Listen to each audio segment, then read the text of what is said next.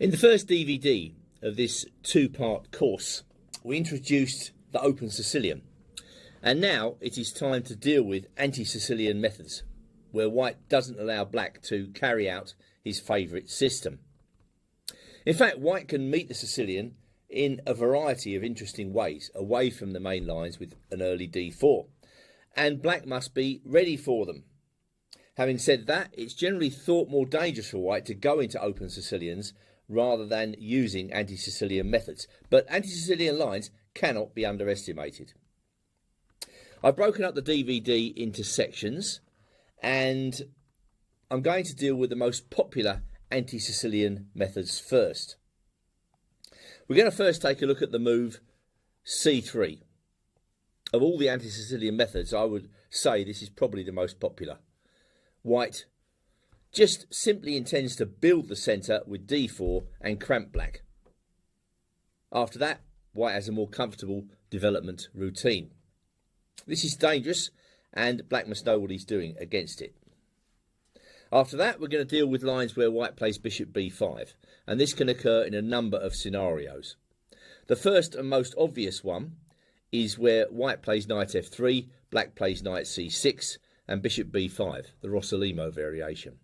This is incredibly common at the very highest level of chess, but of course black doesn't need to play knight c6.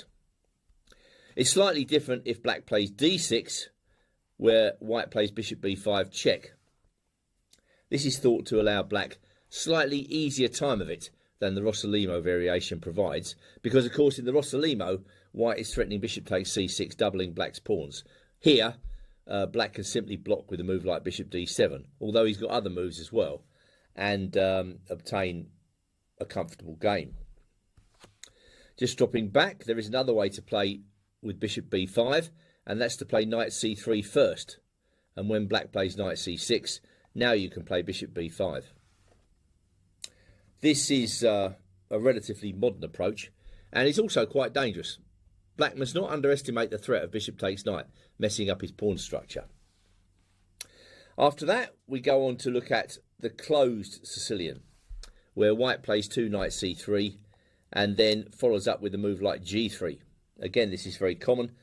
White's not trying to refute the Sicilian. He's just building up gradually, and who knows, he might even start a kingside attack quite soon with the help of a move like f4. This is quite popular at club level. And then we have the Grand Prix attack, where white plays with f4. Again, a very dangerous method. About 30-40 years ago, there was a guy called Dave Rumans in England who used to play this all the time and absolutely wipe his opponents off the board with this method, because they didn't know what to do. Nowadays, black has found good responses to the Grand Prix attack, and we're going to look at this a little bit later. Again, white is thinking about a direct initiative. Going back, let's drop back. What else is there? Well, there's a lot to cover on this DVD, because we're going to look at Gambits 2, where white plays d4. This is the Mora Gambit, again popular among club players. White's going to give up a pawn in order to try to get quick development and an attack. It's dangerous.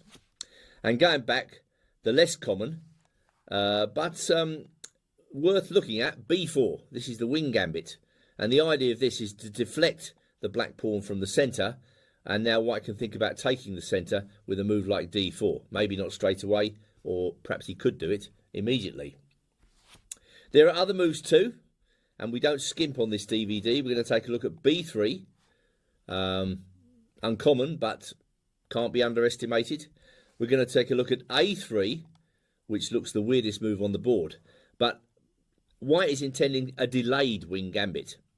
He's thinking about b4, and who knows, he may not even have to give up a pawn to play that move successfully. And then there's also knight a3, among other moves, which looks like the weirdest move on the board. But the Grandmaster Zviagintsev has played this with success. White is thinking about moves like pawn to c3, knight to c2, and then pawn up to d4. It's all about taking the centre when white plays knight a3, although it doesn't look like that.